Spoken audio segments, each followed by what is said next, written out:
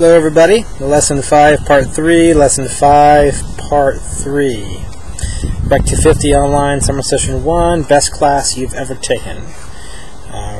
That's Lesson 5 Part 3, Best Class You've Ever Taken.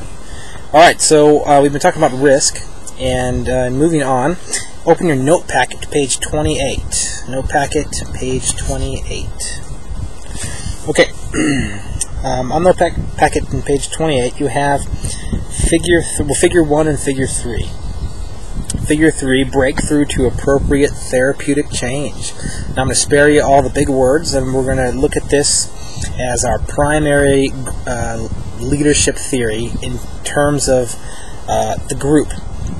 So we're looking at the group and how the individuals in that group and how do they learn, how do they grow. Because if we don't understand that, then we can't be effective with our interpersonal skill-based facilitation skills or our leadership skills.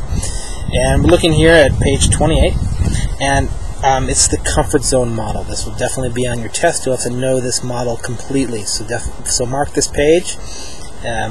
In the comfort zone model, there are 6 elements that are required in your program for an individual to feel absolutely empowered to learn and grow, or to challenge oneself. Okay, so we talked about risk, and this is a little bit more about challenge. Challenge is looking at an obstacle or something that's going to cause struggle. Seeing that there's value in it and deciding to challenge oneself or take a risk, okay, and make something happen. In environments where there's no challenge, that means there's no risk-taking, and no growth happens. They're just stagnant. They're like a pond. Algae grows there, and nothing happens. Okay, so we're looking at the comfort zone model, and how the comfort zone model works is, if you look at figure 1, what it is everyone has a comfort zone. And you can think of it as like a balloon. Okay, it can be small, it can be big, it can be medium-sized, but it has the ability to go small, big, small, big, small, big. Because it's a balloon. Comfort zone's the same way. It's stretchy. Okay, it's flexible. Comfort zone, if you see there on figure 1, it says safe, known, familiar, secure, comfortable, competent, predictable. This is where you live. All humans like this. Okay, we want to feel safe. We want to feel loved, not rejected. We want to feel like we are in control of our environment.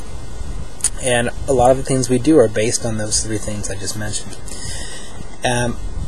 Most people, or all 99.9% of the world, do not want to live outside their comfort zone, because outside their comfort zone is the unexpected, the unpredictable, the unfamiliar, the unknown, the uncomfortable, and the risky. Most people don't wake up every day and say, gosh, I'm going to spend today as uncomfortable as possible. I live in Phoenix, and maybe I'll just sit inside a house with no air conditioning on all day. Alright? It's silly. No, we're going to be comfortable, and we seek comfort. Okay? And actually, that can get us into trouble. Folks that seek comfort too much can lead to various addictions and things, sending them down a path of personal destruction. But what this model is saying, though, is that we must stretch our comfort zone. We must enlarge our personal confidence in terms of territory. We must take more territory.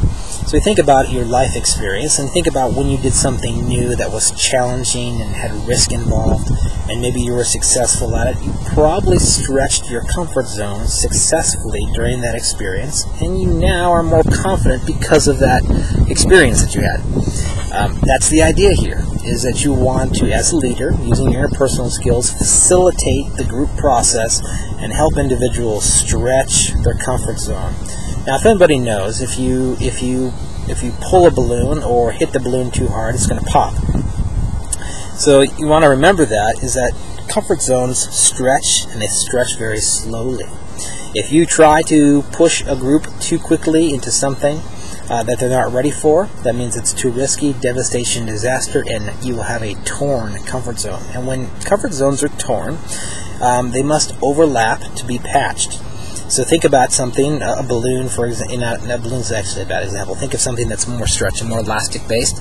Okay, that pops. and you need to overlap, okay, or you take clothes that are ripped and you overlap them and sew them together, and then you have a smaller section. And so what happens when somebody's comfort zone is torn, they have to mend it. And the mending process takes a long time. Once it's mended, the comfort zone is smaller. So you've actually done them a serious disservice. And that's where you get a lot of business for therapists, because people, while they're growing up, have some comfort zone shattering or tearing experiences while growing up. They have some bad things happen to them. Their comfort zone gets shredded. They have to patch it back together, and then it's really small. And then they have to set up a new system of psychological tools to get them to reposition or begin to stretch that and heal that comfort zone, so that it gets back to a normal functioning rate where life satisfaction begins to go up. So, for us as interpersonal skill-based leaders, we really need to understand this process and know that it's very easy to, even though we have good intentions, to damage folks. And yes, there are different contexts. You know, each group has its own mission and its own goal and its own context. So don't take this out of context and apply it unilaterally to every group. But it should be applicable for most groups. So we'll talk about the comfort zone. So now you want to help folks have a slow stretching of their comfort zone so that they become better folks, so that they're more confident, they're more competent, and they have a larger bundle of life skills, making dealing with life circumstances and problems much easier, because they have a good bag of skills, and they're going to get that by that comfort zone being stretched. People that have small comfort zones are damaged, and they usually have a damaged environment in terms of their overall life. And we want people to heal, we want people to become better, to get over what's happened in the past, to get over what's happening in the present, and not be victims and drains on society, but to be contributors and strong leaders. So here we go, looking at the comfort zone. On figure 3, shows that there's a gray area. It says disequilibrium, anxiety, dissonance, frustration, disorder. Okay, and what this is, that gray area is the uncomfortable moment. And when you take a risk, if it's a real risk, you're going to be uncomfortable. There's going to be some anxiety, there may be some frustration. That is essential. If those feelings aren't there, then that person's not taking a risk. They're still in the competence zone, in the exploration and experimentation that we talked about in the last video. They're still in that zone. Nothing you can do, or there's nothing, you've got to move them out of that. So they've got to be in this, they've got to have some anxiety, and there's got to be some frustration, some disequilibrium. It's got to be off. They're off balance. Okay, that means that they've go ahead and they're breaking through, or they're stretching their comfort zone. And what happens is most people don't want to be filled with anxiety. If I ask any of you, hey, would you like to be filled with anxiety for 2 hours? Nobody's going to choose that. Why would you do that? So what happens is when we have that, when our comfort zone is stretched, we quickly come up with new thoughts and new behaviors to reduce the anxiety.